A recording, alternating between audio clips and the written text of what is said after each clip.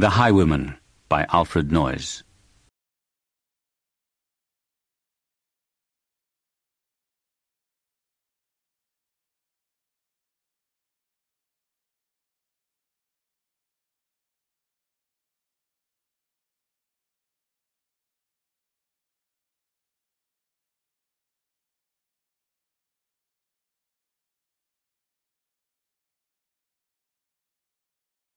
The wind was a torrent of darkness among the gusty trees.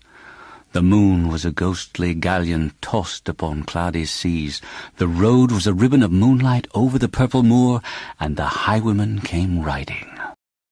Riding, riding. The highwayman came riding up to the old inn door.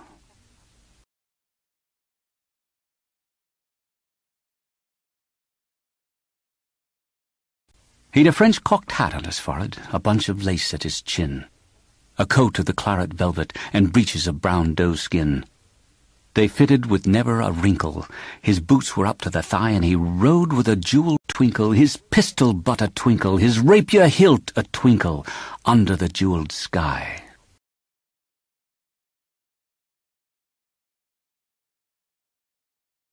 Over the cobbles he clattered, and clashed in the dark inn yard. He tapped with his whip on the shutters, but all was locked and barred. He whistled a tune to the window, and who should be waiting there but the landlord's black-eyed daughter, Bess, the landlord's daughter, plaiting a dark red love knot into her long black hair.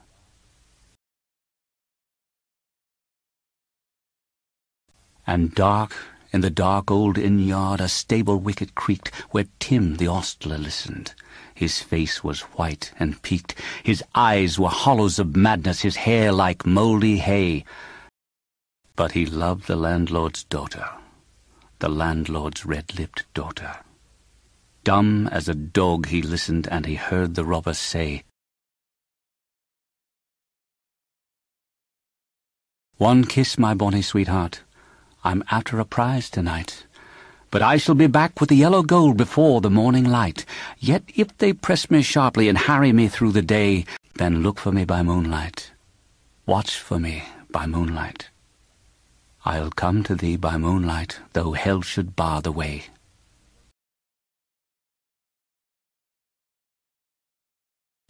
He rose upright in the stirrups, he scarce could reach her hand, but she loosened her hair in the casement.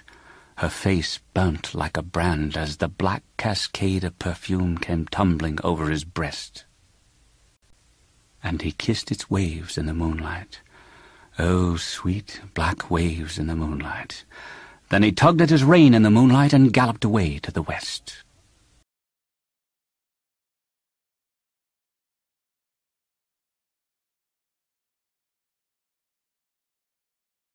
He did not come in the dawning. He did not come at noon, and out of the tawny sunset, before the rise of the moon, when the road was a gypsy's ribbon looping the purple moor, a redcoat troop came marching, marching, marching. King George's men came marching up to the old inn door.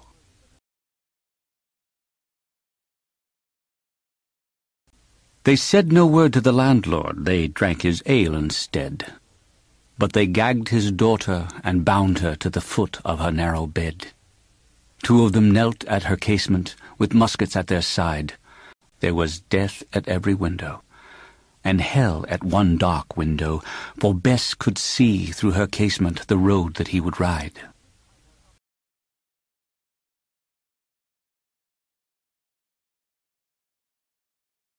They had tied her up to attention with many a sniggering jest. They had bound a musket beside her with the muzzle beneath her breast. Now keep good watch, and they kissed her. She heard the doomed man say, "Look for me by moonlight. Watch for me by moonlight. I'll come to thee by moonlight, though hell should bar the way."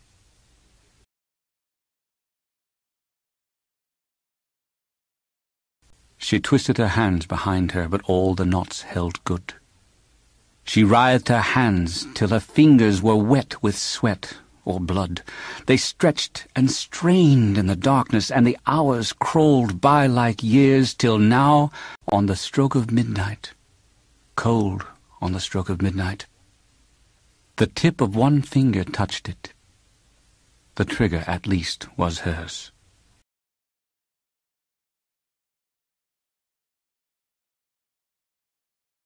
The tip of one finger touched it. She strove no more for the rest. Up she stood, up to attention, with the barrel beneath her breast. She would not risk their hearing. She would not strive again. For the road lay bare in the moonlight, blank and bare in the moonlight, and the blood of her veins in the moonlight throbbed to her love's refrain.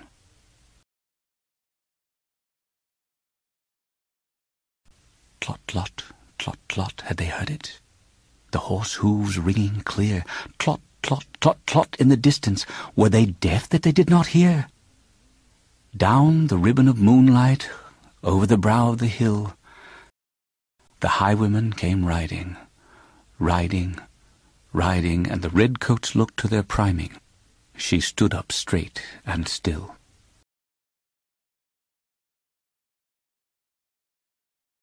Tlot, tlot in the frosty silence, tlot, tlot in the echoing night. Nearer he came, and nearer. Her face was like a light. Her eyes grew wide for a moment. She drew one last deep breath. Then her finger moved in the moonlight. Her musket shattered the moonlight, shattered her breast in the moonlight, and warned him with her death.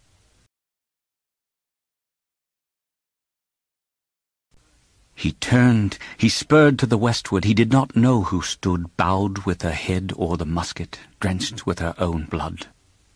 Not till the dawn he heard it, and his face grew grey to hear how best the landlord's daughter, the landlord's black-eyed daughter, had watched for her love in the moonlight, and died in the darkness there.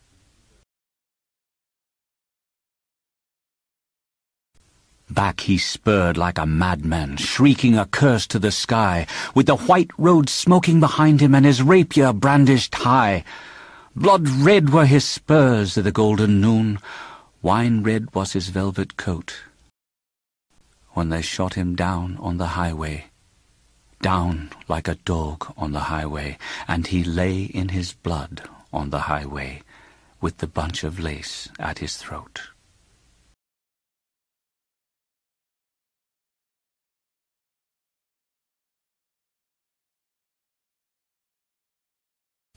And still of a winter's night, they say, when the wind is in the trees, when the moon is a ghostly galleon tossed upon cloudy seas, when the road is a ribbon of moonlight over the purple moor, a highwayman comes riding, riding, riding.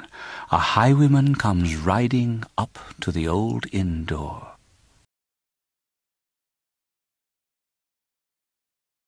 Over the cobbles he clatters and clangs in the dark inn yard, and he taps with his whip on the shutters, but all is locked and barred.